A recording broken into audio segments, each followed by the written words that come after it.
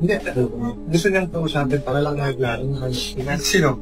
Yung, walang mas mataas sa akin. Ako na ang commander dito. Sir na ako, sir.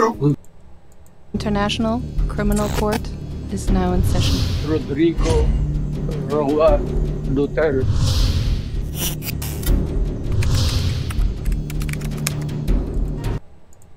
Nang dahil ba kayo po ay inihatid nyo ang Pangulong Duterte sa The Hague?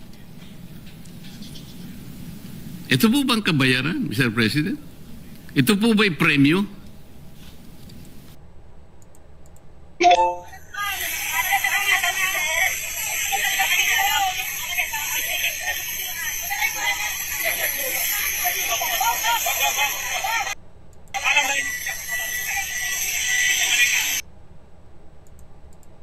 At sinasabi ko naman sa mga pulis, military na trabaho kayo at ako ang managot. So ito na nga. OMG mga kababayan.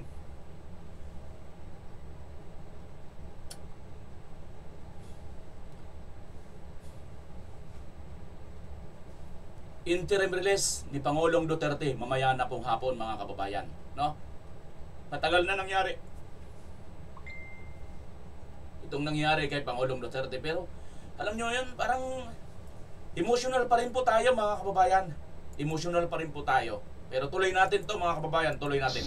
Hello, minahal namong Tatay Digong, ang imorong mga pipila ka mga supporters diya sa akong parokya sa Compostela, atong maisog, hakbang maisog aron pag-ampo ngadto sa Ginoo nga hatagan ka sa mga grasyang imong gikinahanglan, labi na sa maayong desisyon sa atong gipangandoy nga imong interim release. Nga muna bisag unsa pay mahitabo, kami dili na gid mi moingon nga ang imong contribution sa among kinabuhi nga mga Pilipinos mawa. And I hope nga ang Ginoo mohatag gid nimo always the best for your desire and for your love for the Filipino country o kami mga Pilipinos. Personally, ako sad na inspired ko nimo nga ning agi jud ka sa kalisod sa pag-alagad sa katawhan. Padayon ana nya iampo sad mi diri, kami sad magampo nimo. And for this, we trust in God. Relax, enjoy, God bless. Yan po si Father Siano ng Katoliko mga kababayan.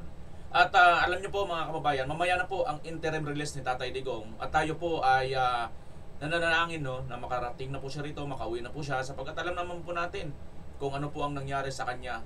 Mga na-premiumhan po ang mga illegal na kumidnap dito kay Tatay Digong mga kababayan. At ngayon po, nagigisa ni Senator Marcolita ang isa po sa nagdala. Gamit po yung tricycle papunta po ng ICC. Kaya lang yung tricycle na yun po mga kababayan, napakabilis at hindi po sa lupa dumaan kundi sa himpapawid. Yan po ang ating pag-uusapan ngayon mga kababayan. Ano ho? Pagamat emotional tayo, hindi po natin makalimutan mga kababayan ang pangyayari dito kay Tatay Digong. Ano ho?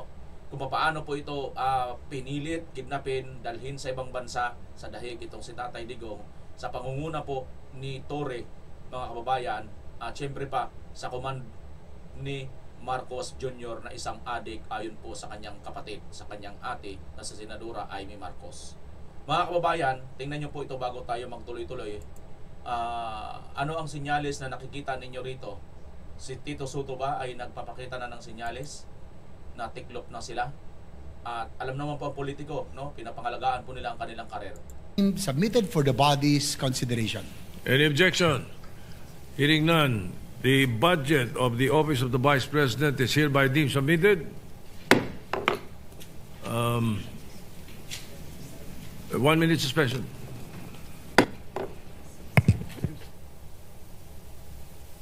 Gatchalian, nakipagkamay. Sino pa? Si Gatchalian kasi magdi-defend ng budget ni Vice President yan mga kababayan. Senator JB, Senator Robin. Sino pa ito sa? Wow, mga kababayan! Si Loren Ligarda Nakapasyal kasi itong mga kababayan doon sa Dolomite, di ba? Ipinasyal doon ng kanyang anak. Di ba? Isa ito rin po sa talagang matindi rin po ito sa critical din to sa mga Duterte. O, ngayon, ayan mga kababayan, no? Sino pa ito? Hoy! Nagmano si Senator Robin. Ops! Mga kababayan! Ano ang ibig sabihin nito? Baka mapalitan ka na naman dyan, school bukol. Baka iba na naman ang isipin ng mga loyalista nga, di ba? Yan po ngayon ang ating pag-uusapan, mga kababayan, kung ano po ang magiging epekto na naman nito sa madlang people. Sapagkat ito pong si Senator Iskol Bocol, Senator Tito Sen, ay talaga naman, magiliw na nakipagkamay sa ating pangalawang Pangulo. Anong ibig sabihin at implikasyon nito, mga kababayan? Nagpaparamdam na ba sila sa 2028? Vice President Inday Sara, baka naman. Mamili ka na sa amin. Dati rin ako tumakbong Vice President. Vice President Sara. Bagamat umuupos ako sa iyo at isa ako sa nanguna sa impeachment. At gusto kong pabuksan at gusto kong mag-motion doon sa gusto kong ipati-RO yung ng korte sa impeachment mo. Ano lang yun? Itchos lang yun. para makuha ko ng mga loyalistang tanga, di ba? At saka mga kakampwet. Alright, mga kababayan, bago pa tayo tuluyang mapasaya at talaga naman makita natin kung karapat-dapat nga ba or nararapat nga bang si Tatay Digong ay nandito na sa ating bansa. Panuorin po natin ang buong detalyeng ito. Ngunit magpapasalamat po muna ako sa lahat ng mga walang sawang sumusuporta sa ating channel. Lagi pong nakasubaybay at nagla-like at nag-share.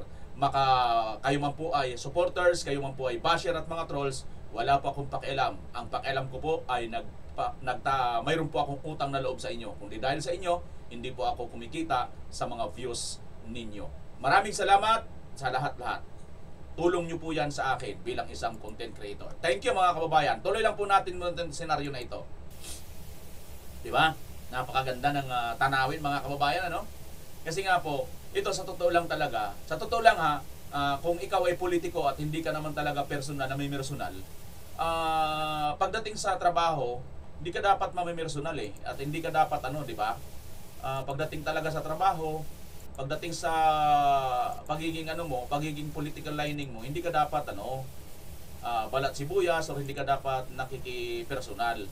Dapat lang na ka lang, chill ka lang kasi hindi naman puro parehas ang araw. Tandaan po natin, ang mga Marcos matagal-tagal, almost 30 years po silang isinuka, no? Kaya nga lang napakagaling ng kanilang propagandista, nakabalik po sila, no? Nakabalik po sila sa sabwatan po nila sa mga makakaliwang grupo, sa mga dilawan, pinklawan, dahil po doon kaya nakabalik po sila. At siyempre, ito na nga ang pinaka malaking dahilan, mga kababayan, ay dahil po dito sa nangyari na ito pong mga dilawan, ito pong si Marcos Jr. ay nanikluhod or nagpakumbaba or lumuhod talaga dito sa mga Duterte para makuha lang ang suporta ni Vice President Sara Duterte, mga kababayan. Malinaw naman po yan, matatalo po yan ni Lini noon kasi talo na po siya ni Vice President Lini sa pagka-Vice President. So marirepeat lang po yan, mga kababayan. Kaya lang, syempre, nangyari, nasuportahan po siya ni Vice President kaya po siya nanalo. Okay? So maliwanag po yan, facts po yan, mga kababayan. Facts po yan dahil nandiyan naman po, naging Vice President si Vice President Leni Robredo, di ba? Pero ngayon ang ating pag-uusapan, mga kababayan, ito na po. Ito pong interim release ni PRRD ay napapanahon na po, mga kababayan, dahil una, sa kanyang edad at sa kanyang kalusugan, mga kababayan. Panoorin, pakinggan po natin ito pong balita at magaganap na po ito mamayang pag-release kay Tatay Digong mamayang hapon, mga kababayan. Panoorin natin to. International Criminal Court is now in session. Rodrigo Roa Duterte.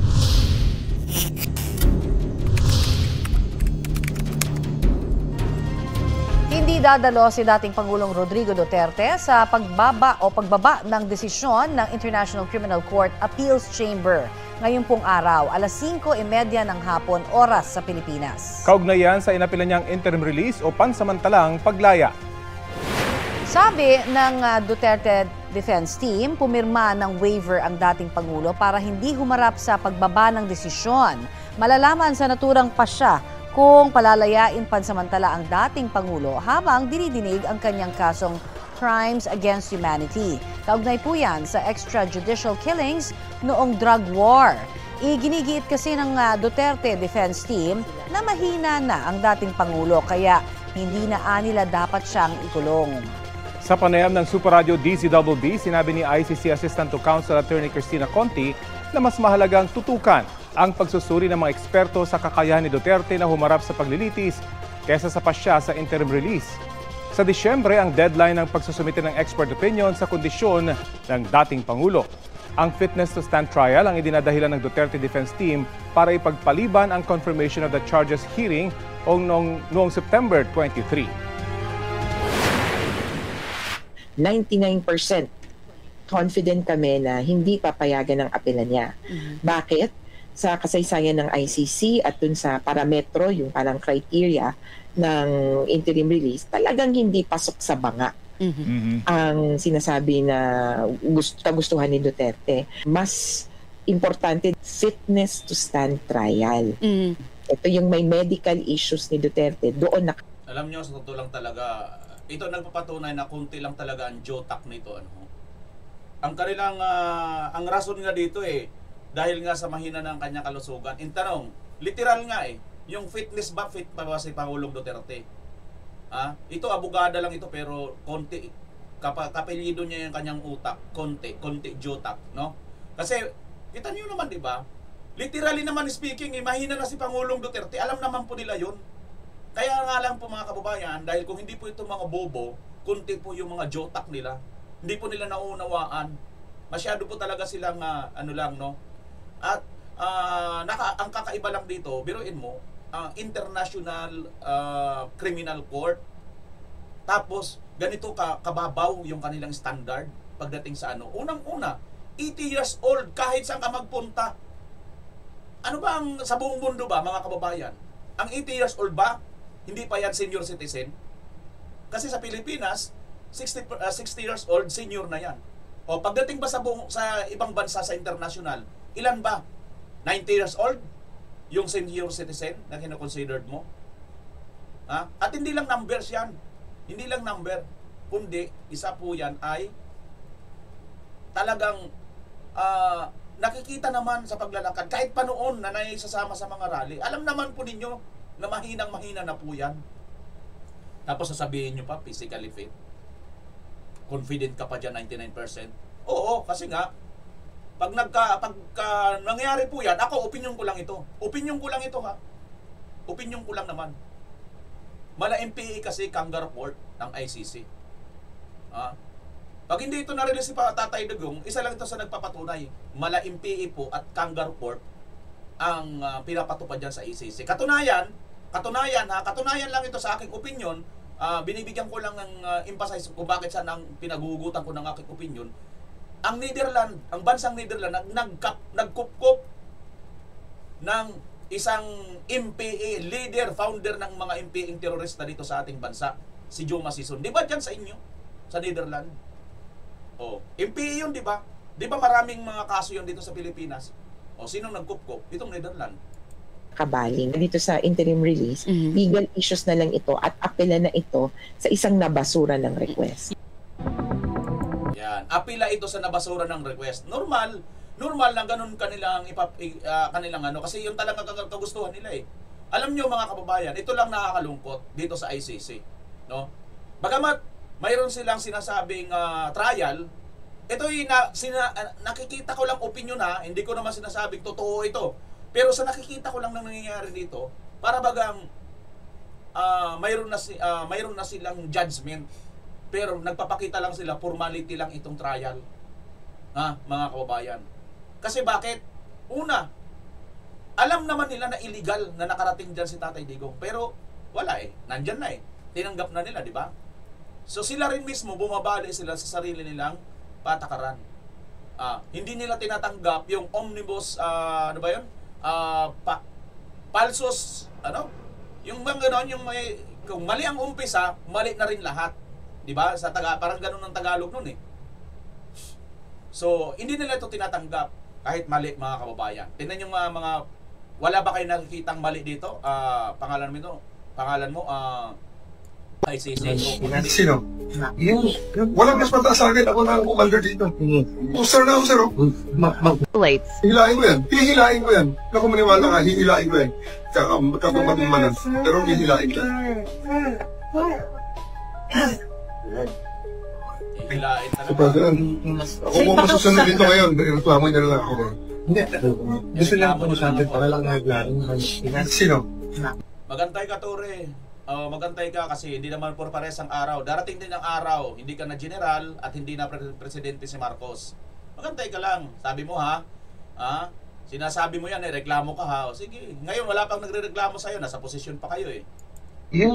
Walang mas mataas sa akin. Ako na ang commander dito. Sir na ako, sir. Diretso rin niya ako, sir, plano? Yes. Your lawyers are witnesses. You can always file them. You have to kill me. That's our intention. You have to kill me to bring me to Hague. It's not our intention, sir. Hindi lang yung ano. It's not our intention. It's not our intention. It's not our intention, sir. Yes, Sir, di ba siya pwede sa tao? You know that I don't do the Hinilang security ni PRRD diba? Ganyan kabastos nito si Tory, mga kababayan. Diba?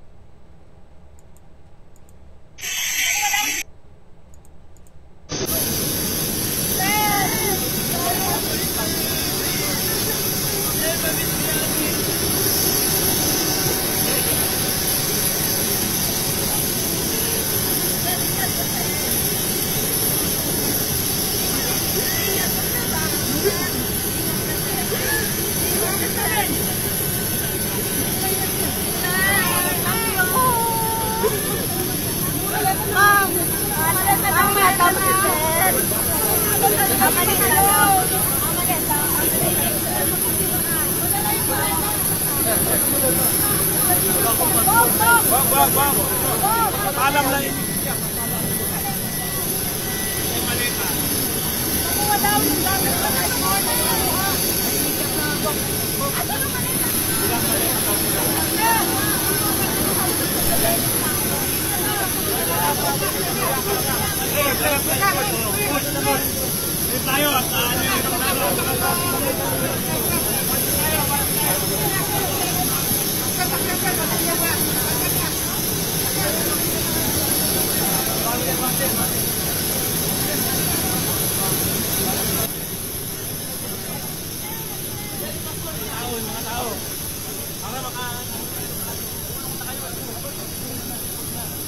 Darating din ang araw sa mga time na ito, mga kababayan, nandiyan kami sa ano. Mayroon nga dito sa alam gusto lumusot mga kasamahan namin, mga kababayan. Itong time na to. Actually, nasira na nga yung bakod dyan eh. Ayun yung security interrupt yun. Ito yung gamit. Ito yung gamit. Ito na. Andito na gamit. Hindi talaga expect ito ni PRRD. Hindi talaga ito in-expect ni PRRD na ganito kabilis. Ganito nilang tarangkadulit ang batas. Ganito mabuhin ang batas ng Pilipinas. May gamit pa daw sa kultura. Kaya naman pala mga kababayan. Kaya naman pala mga kababayan. Ito na po mga nagpapatunay.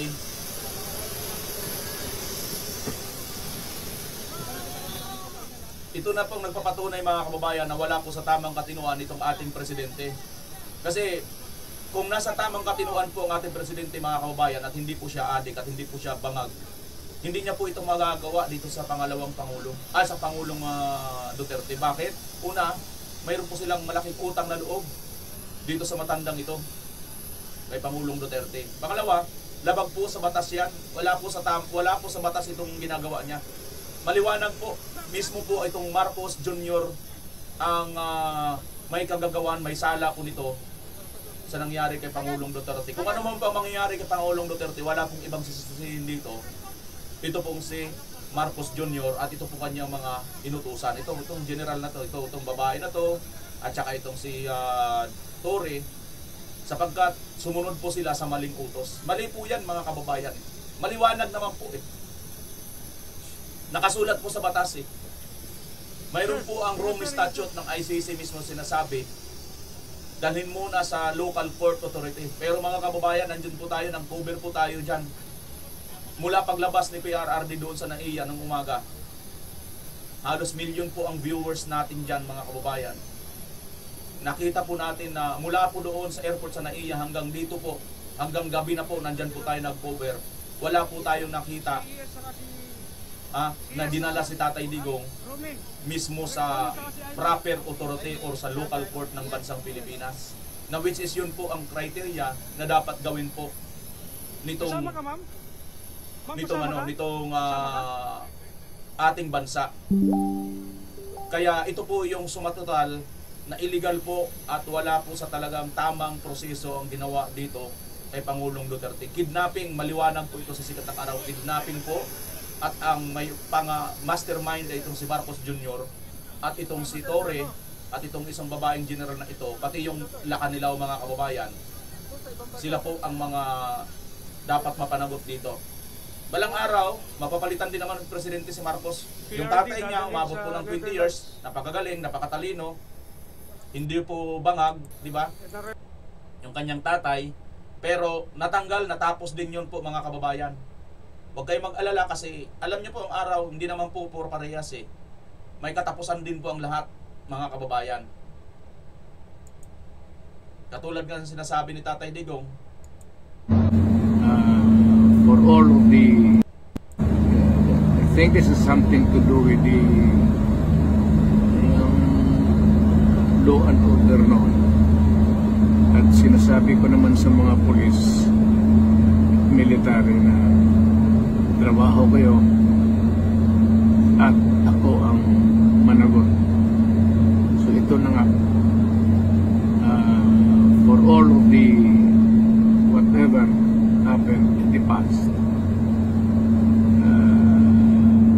ako na yung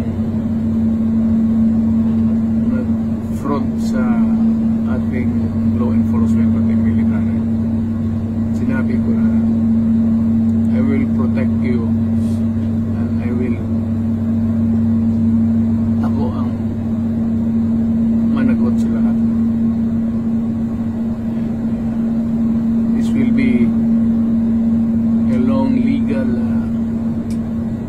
proceedings, but I say to you, I will continue to serve my country and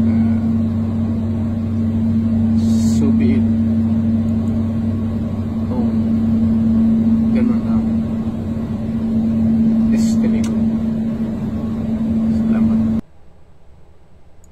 Ayan mga kababayan, si Pangulong Duterte patungkol nga po dito sa kanyang yun yung pinaka-last natin na narinig ng mukhaan si Tatay Digong mga kababayan.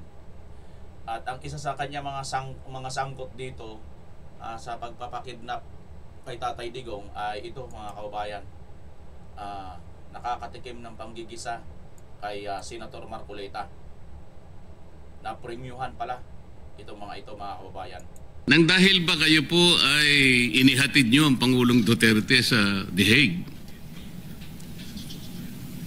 Ito po bang kabayaran, Mr. President? Ito po ba'y premyo?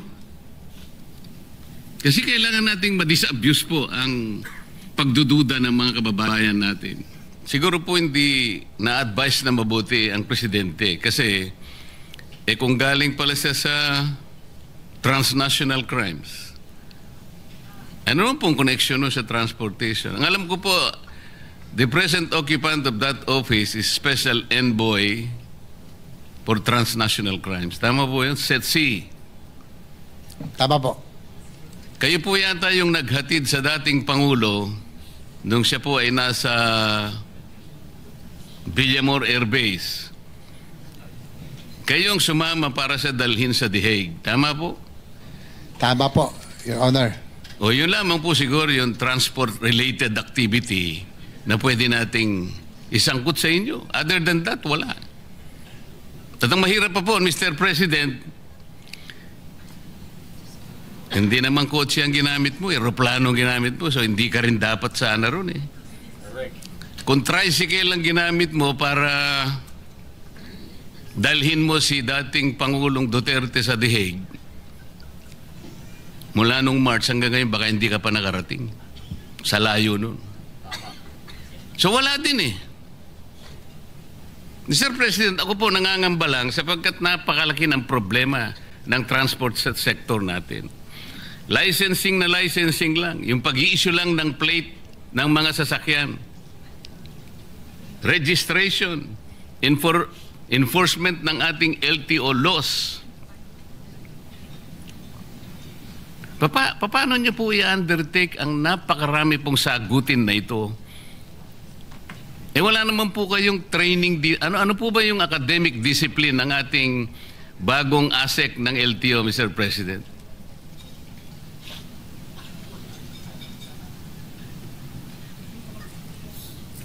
Your Honor, Mr. President, according to our LTO Director, as additional credentials, he's a road safety advocate and he is a civil engineer by profession, Your Honor.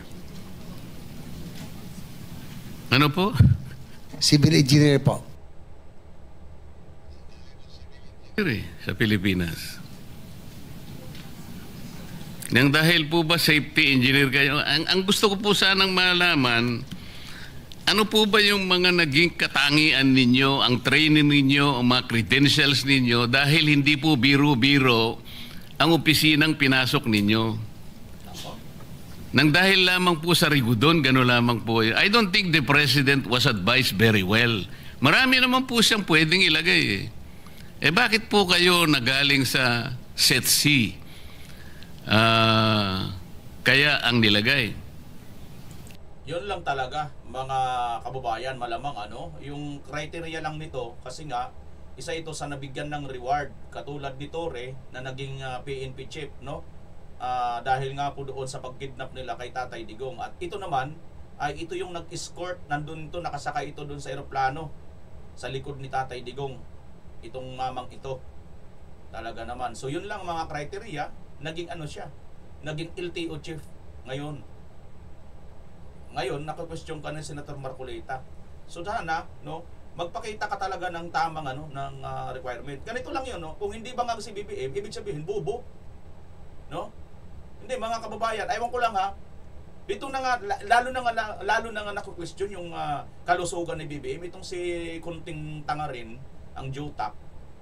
Si Tatay Digong pa rin sasabihin niya unfit or kung ano pa man ang kanyang sasabihin. Ito nga itong presidente mo mismo, ito yung dapat questionin mo dahil senador na mismo ng bansang Pilipinas ang nagsasabi yung kapatid niya mismo ay adik, bangag. Ito dapat ang questionin mo yung tamang kalusugan. Bakit hindi ka nag-question? Kakampi mo, kaya ganon. Siya yung mastermind kung bakit natupad ang pangarap ng mga MPA na makuha nila sa Tatay Digong. Sino bang galit na galit sa mga kay Tatay Digong? Di ba yung mga MPA? Tama hindi? Bakit galit na galit ang mga MPA, ng mga terorista? Kasi si Tatay Digong lang naman ang nagpatahimik sa inyo. Muntik kayong maubos. Ubos na sana kayo kaso wala mga kababayan, di ba? Napalitan tayo ng adik na presidente. Anong magagawa natin? Wala nang pakialam kasi ang pakialam na lang magsinghot ng alkitran Ngayon, ito na ang nangyayari. O sige, nirigo dun sana kayo. Baka kayo na po siguro ang naging executive director ng PCTC. Kasi, kung hindi ako nagkakamali, yun ang Philippine Center for Transnational Crimes. Parang magkalapit. Pero para daling po kayo sa LTO, masyadong malayo po yun Is my observation valid, Mr. President? Your Honor, Mr. President, according to Secretary Lopez, we just defer to the wisdom of the appointing authority, Your Honor. So, hindi rin naman daw nila, they were also caught by surprise nung nagkaroon po ng rigudon. So, they just have to follow orders, Your Honor, Mr. President. I will not question the wisdom of the appointing authority, Mr. President. I never will. Only the President can appoint anybody, nobody else. Ang problema lang, baka hindi siya in-advise ang mabuti. Kasi kung halimbawa, dadaan niya sa Commission on Appointments, siguradong hindi siya papasa, Mr. President.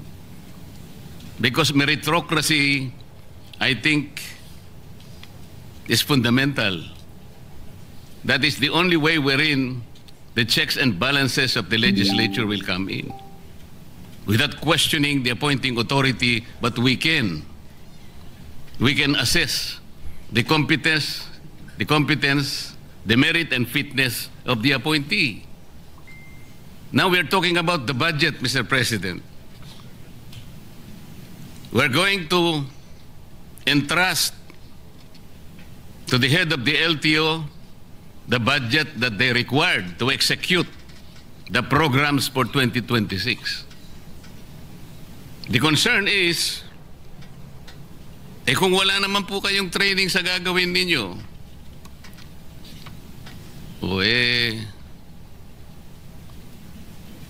baka po may papangako po ba ninyo na ang budget na ibibigay sa inyo ay talagang magagastos do sa kanyang dapat nakapuntahan, considering na hindi naman po kayo talaga nakaakma do sa posisyon na dapat sana ay naibigay do sa talagang karapat-dapat, Mr. President? Well, Your Honor, Mr. President, according to Secretary Lopez, since the LTO will be directly under the OSEC, they will really monitor and make sure that they will function and the reforms that need to be instituted will be done. So yan po ang commitment ng Secretary Lopez natin. In fact, meron nga akong ditong side. Meron din pong appointee ron na hindi ako pabor no, na political appointee, na we should appoint people who have the technical skills and know-how and knowledge para hindi masayang, not political appointees. I'm talking about the PNR chairman who was recently appointed.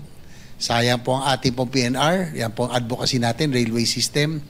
Nag-appoint po ng isang dati naming konsihal na who had a lackluster record kahit bilang konsihal. Kaya nga, minsan nasasayang, minsan nakakapagtaka rin. Ako rin, Mr. Chair, nagtataka rin ho ako minsan. Nangihinayang po ako sa posisyon. We should be appointing people who have that capability and knowledge in position para hindi yun nasasayang. Salamat po sa sagot. Ako naniniwala talaga ko na yung meritocracy, yung merit po talaga, importante rin yun. Halimbawa po ako, na-appoint ako na secretary ng DOH. Hindi ko po tatanggapin dahil hindi naman ako doktor Oo nga naman, di ba? Oo nga naman. Bakit siya i-appoint ng doktor, ng DOH? Hindi naman siya doktor, di ba mga kababayan? Ito, hindi naman to may alam sa wala naman to alam sa transportation Tanging ang alam lang nito, nag-escort sa pagkikidnap kay Pangulong Duterte. At hindi pa sa lupa, kundi sa langit. Sa impapawid, mga kababayan. Kung magicero po siguro, tatanggapin ko. Magic lang naman yun Ang ibig ko po sabihin, Mr. President, nang dahil ba kayo po ay inihatid nyo ang Pangulong Duterte sa The Hague? Yan. Ito po bang kabayaran, Mr. President? Ito po ba'y premyo? Kasi kailangan nating ma-disabuse po ang pagdududa ng mga kababayan natin. Hindi naman po kayo ang dapat na maghatid sa kanya ron Correct. Tama po, Mr. President?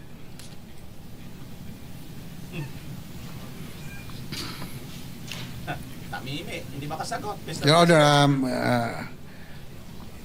sabi po niya Asik Lacanilaw, siya nga po he confirms that he was one of those on the plane with the former president. Opo, wala namang pagdududa doon and there's no debate in that.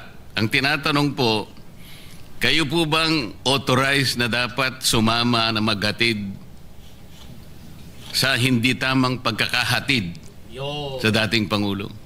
Under what authority did you accompany the former president to The Hague, Netherlands? According to Asik Lacanilaw, being with the OSETC, they are on top of the of the Interpol po. Kaya po sila po kasama. Kaya What po do siya you po mean kasama. they are on top of the Interpol, Mr. President? Ipa, lumulusot ka pa ha. Sumusunod ka sa maling utos ha. Does he mean, Mr. President, he is the local counterpart of the Interpol in the Philippines?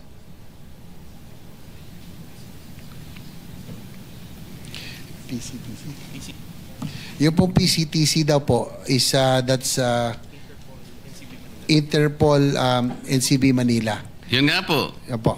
The PCTC is the Philippine Center for Transnational Crimes. Opo. Kaya hindi po totoo na sinasabi niya na he is on top of transnational crimes. Kayo po ay special envoy, but the local counterpart of the Interpol is the PCTC. It should have been the executive director of the PCTC who should have accompanied the former president, even if we assume that that was regular.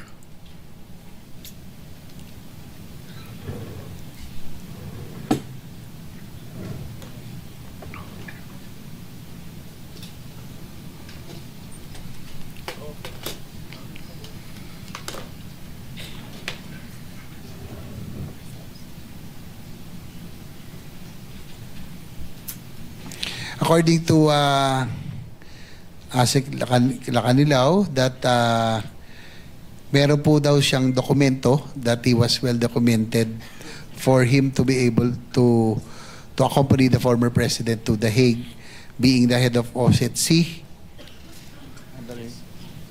PCTC is the operational arm. So Tapos yung PCTC po is the operational arm under OSCE, Your Honor, Mr. President. So yun po yung kanyang personality or credentials for being the former president. Can you give us a copy of that document, Mr. President? According to Sikla Kanilaw, it's with the Office of the President, Your Honor. Ano po? Nasa OP daw, sa Office of the President. Or the Office of the Executive Secretary. Can you get about that copy? He will try to request for a copy, Your Honor. What does the document say, Mr. President?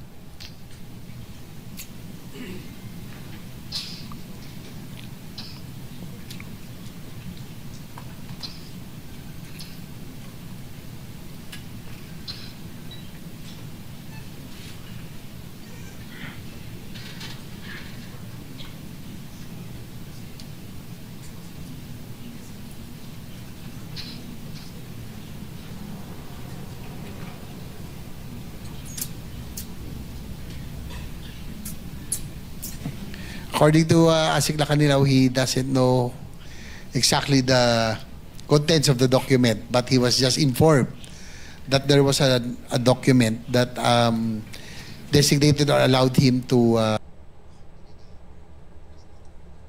be OSCE. Why do you think, Mr. President, I should believe that statement? He referred to a document which content he doesn't know. Ang alam niya lang niya, pinasasama sa kanya, Pangulong Duterte. What kind of reasoning is that, Mr. President?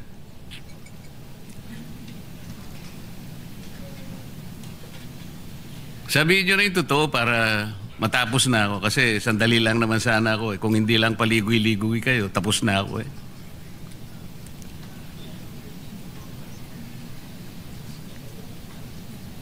Well, according to him, it was in the nung nagkaroon daw ng investigation dito regarding that, according to Secretary Remulla of the LG, that yun lang po na sinasabi that he was well documented when he accompanied the former president, Your Honor. Sinabi mo na naman si Secretary Remulla . Puro kwentong kutsero naman ang... Ganito na lang.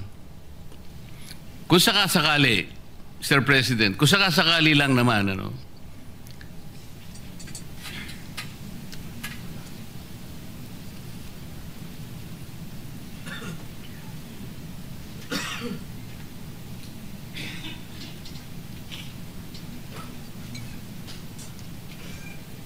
si Richie Remulla, alam mo nyo naman kung ano lang yun, puro kwentong tsero, di ba? Ito po kasi, tama naman yung aking suspecha, Mr. President. There was already an admission on the part of Ambassador Lacanilao then, nung nag-hearing ang isang committee in the Senate on the arrest of FPRRD, na nag-volunteer ka lang because there is no available official of PCTC o walang personnel, kaya ikaw ang nag-volunteer. There is a transcript to this effect that you just volunteered. So there is no document.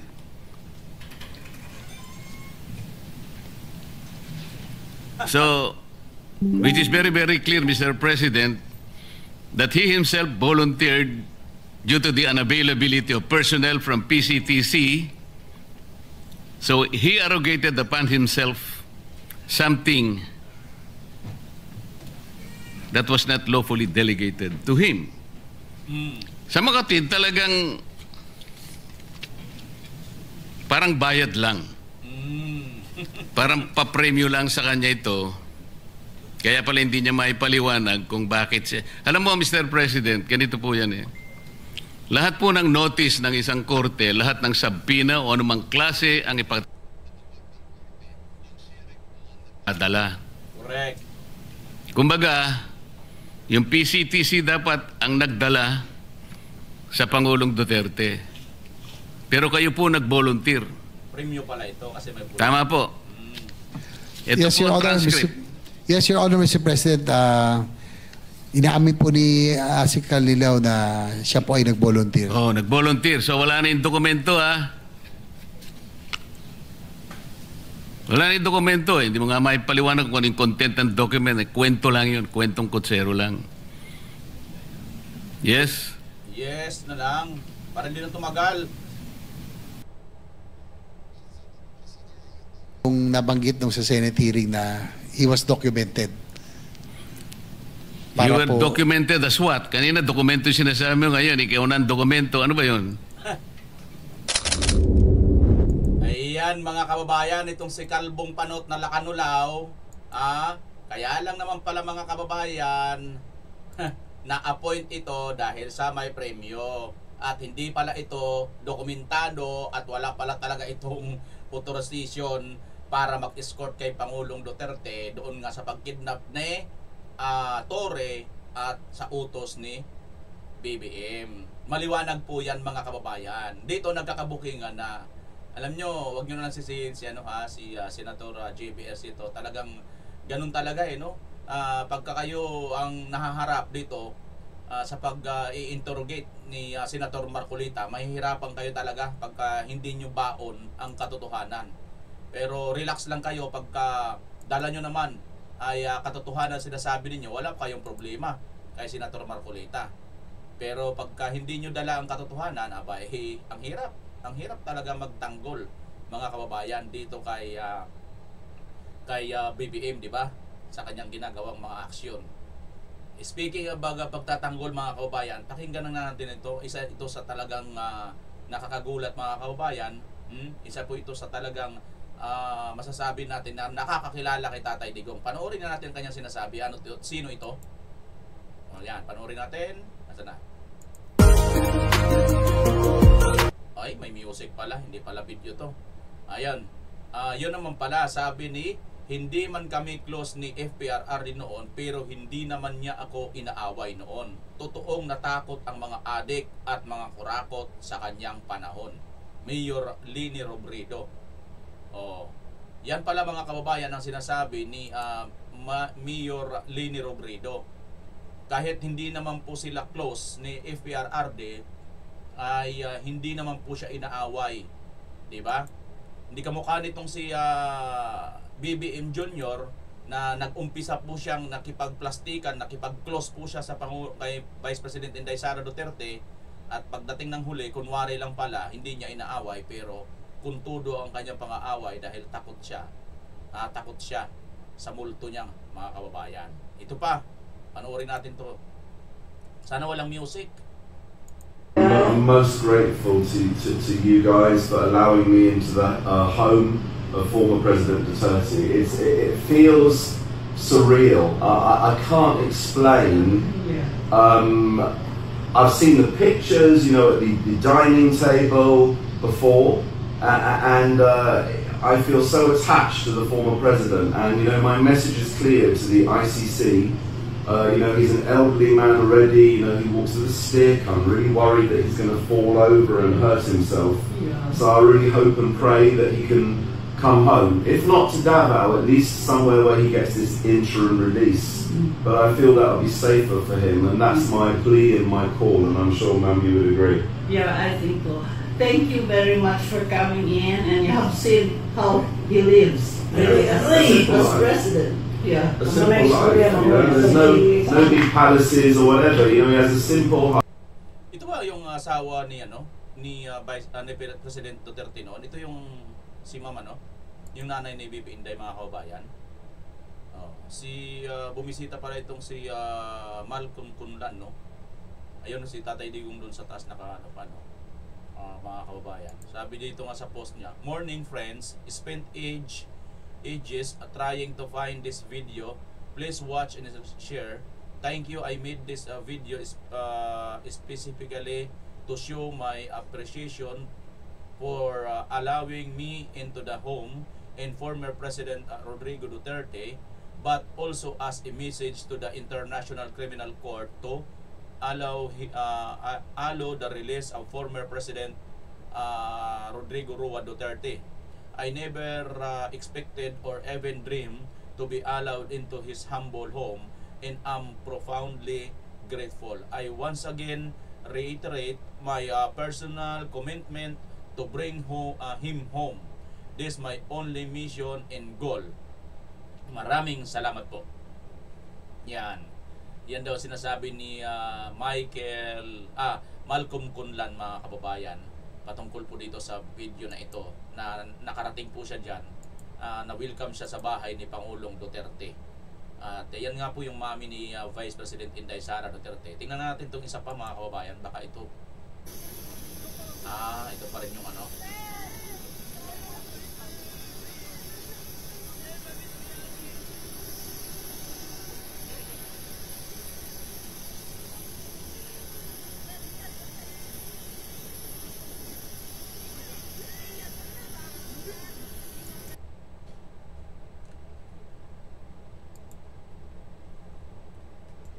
Yan po, mga kababayan, ang isang madamdaming tagpo, no, ng ating mga kababayan.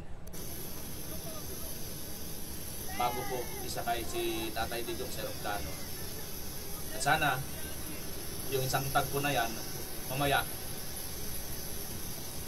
mapalitan naman ng tuwa, mga kababayan.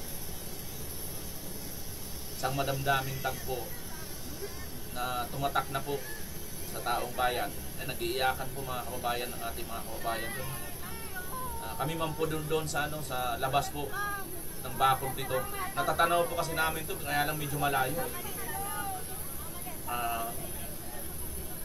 Halos magwala na po kami, wala po lang po kami magawa, mga kababayan, dahil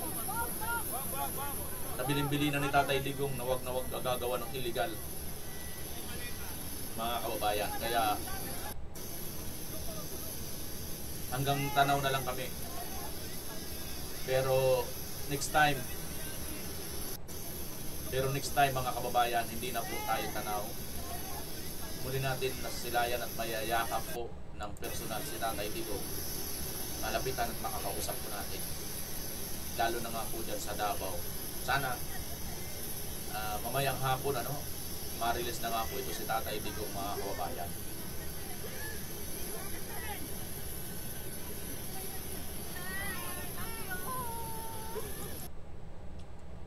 Yan, Tatay Digong, umaasa kami mamayang hapon, mamayang gabi ay makakauwi ka na po bukas dito sa ating bansa.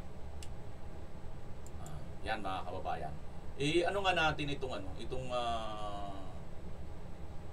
detalye lang nitong mga kababayan, paano si Vice President Inday Sara Duterte mabilis po na approve, no, dito po sa Senado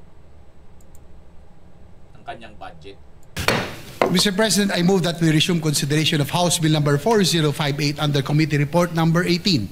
This refers to the 2026 General Appropriations Bill, the parliamentary status of which is that we are in the period of interpellation. I further move that we now consider the budget of the distinguished sponsor, our Chair of the Committee on Finance, Senator Sherwin Gatchalian. Any objection? The Chair hears none. The consideration of House Bill 4058 under Committee Report number 18 is in order.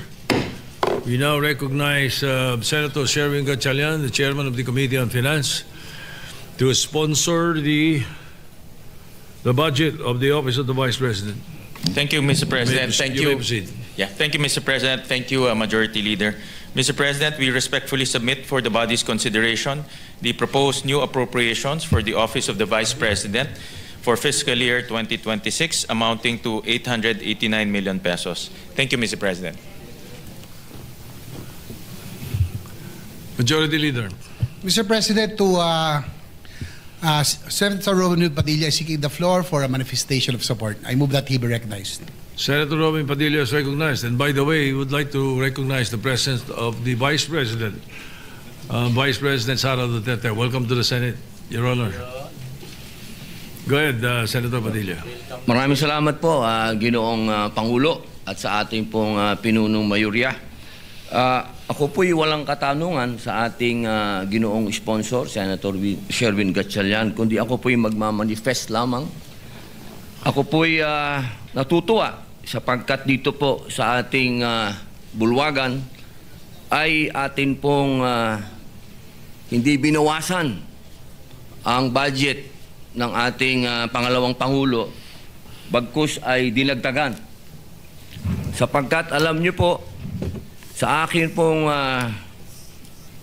karanasan sa tuwing may dadating na kalamidad, kalungkutan, kamatayan, naandyan po lagi ang ating pangalawang Pangulo upang makiramay, tumulong.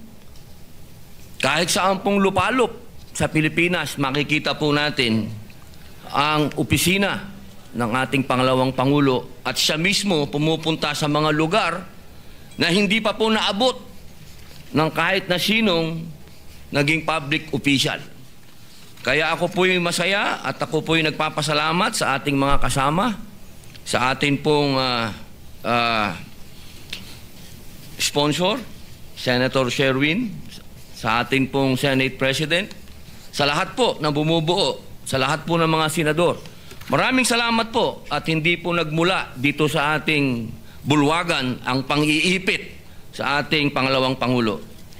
Muli po, maraming salamat at pinatutunayan ko po ng napakalaki ng naitulong ng ating pangalawang Pangulo. Maraming salamat po. Thank you.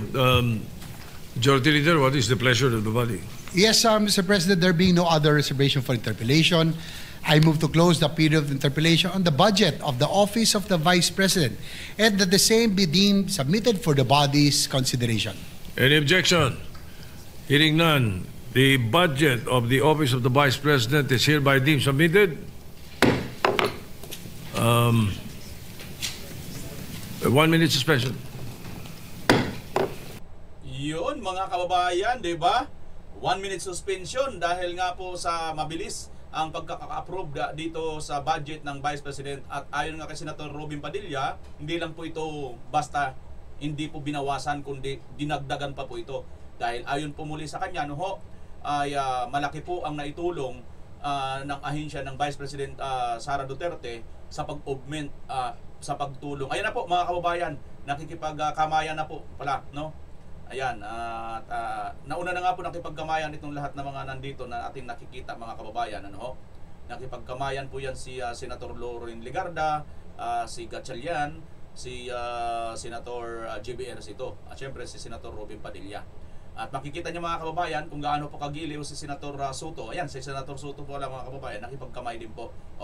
Talaga naman ng mga kababayan. Parang, alam niyo po, yung senaryo na ito na nakikita natin, bagamat sabihin na lang natin na para bang minsan plastikan, pero sa totoo lang mga kababayan, magandang gesture po ito kahit papaano kahit pa sabihin nagtitirahan tungkol sa political issues sa ating bansa, wag pa rin po natin isang tabi na mayroon po kayong tungkulin. Pangalagaan po ninyong institusyon na inyong kinapapalooban, katulad ng Senate at ang Vice President or ang opisina ng Presidente. Wala pong personalan mga kababayan. Alam po natin na ang hirap po ng pangyayari ito sa nangyayari sa ating bansa, pero pagdating po sa mga puntong ganito mga kababayan, kung kapakanan po ng taong bayan, wala po sana, magkaisa po sana tayo para sa kapakanan ng taong bayan. At siguro ito, sa nakikita nyo mga kababayan, ako sa nakikita ko, magandang sinyalis po ito. Dahil unang-una, alam naman po natin ang Kongreso na talagang talamak po yan para kaltasan o bawasan ang budget ng pangalawang Pangulo. At halos ayaw pang ang bigyan ng budget. Ngunit dito po sa Senado ay hindi lang po basta inapprove ng mabilis at wala na pong marami pa ang mga eche-boriches, kundi manggiliw pa po silang dinagdagan po ang budget ng pangalawang Pangulo. Nakikita po nila na talagang marami po ang mga natutulungan at nakikita po nila na nagsisilbing augmentation po ito doon sa hindi na po natutugunan ng pamahalaan ng rehimeng Marcos. Ito nga pong malaking bagay na pagtulong ni Vice President Sara Duterte, mga kababayan, patungkol nga po dito sa mga kababayan po natin na nasa salanta ng mga bagyo, lindol, kung ano man pong mga sakuna. Kitang-kita naman po natin, mabilis po sa alas 4 mga kababayan, andyan na po yung truck na tulong na nanggagaling po sa opisina ng ating pangalawang Pangulo. At wala pong wala pong kaplastikan mga kababayan.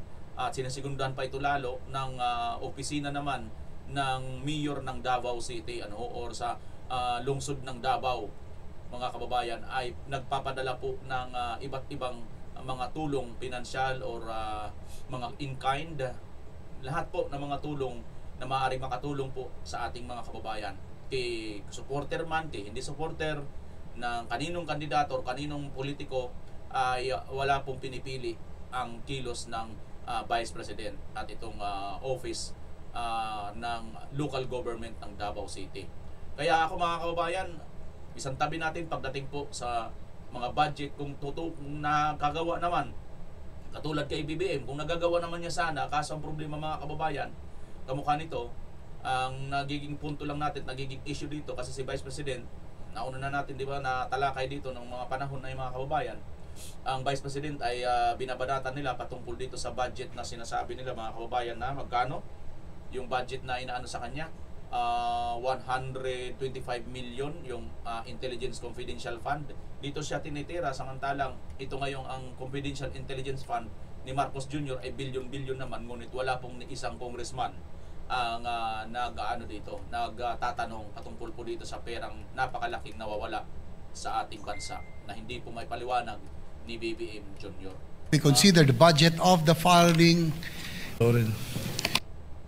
Hindi na po pinakita, Meron kasing pinakita mga kababayan, ito, yan ayun nga pala, nagpicturean na pala, tapos na pala ang picturean mga kababayan. Pero ito, napakagandang tanawin na nakikita po natin, ang ganyang tanawin na talagang alam naman po natin si Tito Soto, isa po ito sa gusto noon ma-impeach talaga si BP Inday.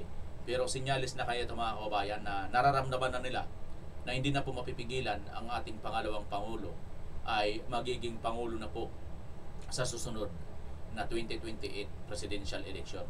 Sapagkat mga kababayan, matatandaan ninyo nung una nang pumupunta po si Vice President Sara Duterte dyan ay mayroon pa po sa kanyang nangaaway, di ba? May nakikipagdebate pa at mukhang wala po sa kanyang gustong makipagkamay. Pero lately po mga kababayan, nakikita na po natin maya't maya ay mayroon na pong gustong makipagkamay sa kanya at maya-maya po ay mayroon na pong gusto siya mga kababayan na makausap, gusto siyang malapitan, di ba? At magiliw na po sila. Unlike before, para pong si Vice President Sara Duterte ay para pong pinangdidirihan mga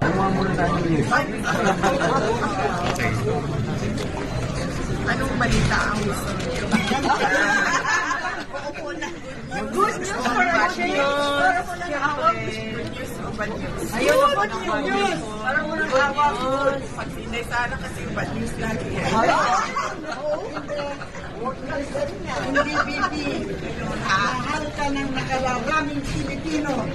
Yan ang totoo. Ako lang tigil ang kadlasan.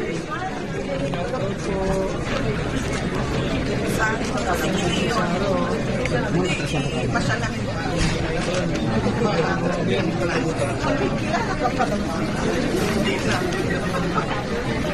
Bye-bye.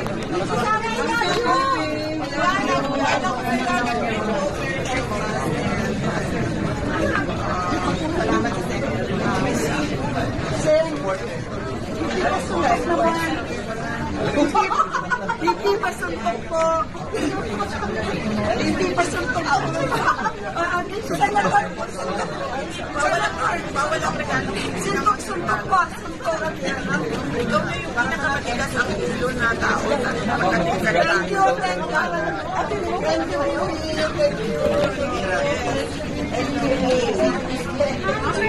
Bye-bye. Bye-bye. I love you.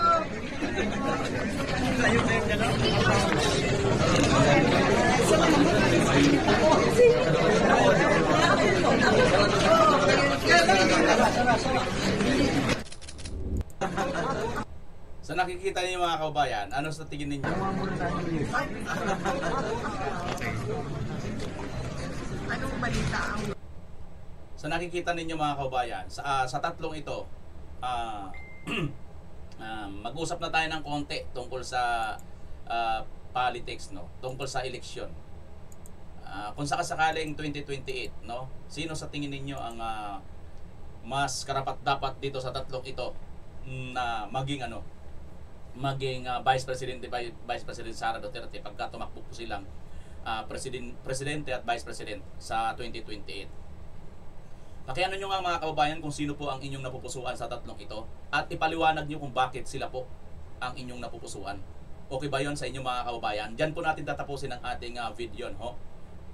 Ako, magbibigay ako ng ang sa akin sa akin lang to. Huwag kayong mangopya. Walang kopyahan dito. Para sa akin mga kababayan, ang nakikita kong pupwede at mas magandang gawing Vice President ni BP Inday Sara, no? Ay something na hindi po muna ako magpapangalan something na taga Luzon. Bakit? Tandaan po natin ang Pilipinas, may 3 pong lugar, no? Luzon, Visayas, Mindanao. Mga kababayan. Luzon, Visayas, Mindanao. So, ang Mindanao given. Talagang Duterte Nation na yan. Konti-konti lang dyan makukuha nila. Halos 80% Duterte yan. Ang Visayas, sabihin na lang natin 50-50 or 60-40. So, lamang pa rin si BP Inday dyan. Sa Luzon, mga kababayan, sa Luzon talaga si BP Inday kulang. Kaya, para sa akin, ang gusto kong maging Vice President ni Inday Sara Duterte ay something in Luzon. Wala pa ako sinabi si Senator Aimee, wala rin po ako sinabi si Senator Robin, at wala rin po ako sinabi na Senator Bongo. Tandaan nyo, si Senator Marcolita, taga Luzon din po. Hindi rin ko po sinasabi na si Senator Marcolita. Pero binibigay ko po sa inyo yung senaryo ng 3 lugar sa ating bansa na kailangan ni BP Inday Sara. Luzon ang kulang ni BP Inday Sara. So, sa tingin ninyo, kung sino talaga mga kababayan, it's either Marcolita, Robin Padilla, Senator Bongo, at Senator Aimee ay pupwede. Sino sa kanila at bakit nyo gusto sila mga kababayan? Basta sa akin, something na taga Luzon. Pero hindi ko po din i-discount si Senator Bongo hindi ko po din i-discount kasi kahit bagabat siya ay taga Mindanao at alam naman po natin Duterte talaga siya, number 1 po siyang senador mga kababayan. Tandaan po ninyo, number 1 senador po yan 27 million. Malapit-lapit po yan sa 32 million ni Vice President Inday Sara Duterte. Kaya kung sa bilangan ng boto lang din ang pag-uusapan, si Senator Bongo, di ba? Sa pagbilangan lang. Kaya lang mga kababayan, yun nga, kailangan natin taga Luzon. Taga Luzon mga kababayan. At something na pwedeng nandiyan kay Senator Marcolita, Senator Robin, at si Senator Aimee. Tandaan nyo, bakit si Senator Robin mga kababayan? Si Senator Robin, number 1 din po yan senador noon. At taga Luzon din yan. At si Senator Aimee naman, ay ito talaga. Huwag mo nang sabihin na nakuha lang lahat ni BBM ang mga loyalista. Sa tingin ko nandito ang mga totoong loyalista kay Senator Amy. No, sa tingin ko lang mga kababayan, yung totoong loyalista. Kasi yung nandun kay Marcos ngayon, alam ko karamihan dun yung mga adik. Pasintabi sa mga hindi naman talaga adik, pero nandoon. Nadadamay lang kayo. At mga aanga-anga. At si Senator Marcolita, taga Luzon din po mga kababayan. So, sino ang gusto ninyo? Or labas pa dito sa apat na sinasabi ko, paki-comment nyo po dyan sa baba, huwag po kayo mahiya. At mamaya, panalangin po natin, mariles na po si Tatay Digong. Maraming salamat, pakilagay nyo po kung taga saan kayo para mapusuan po natin. Pilipinas as always.